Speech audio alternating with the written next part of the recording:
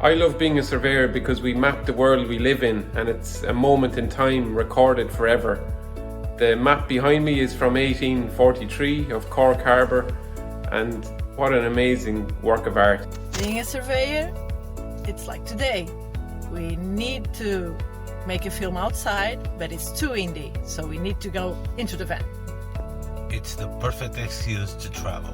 One of the reasons why I love surveying is that there is no two projects that are identical. Every site, every project is different, and there's no boring moment. And on a lighter mode, if you are a surveyor, you will be always fit. There's no need for gym membership.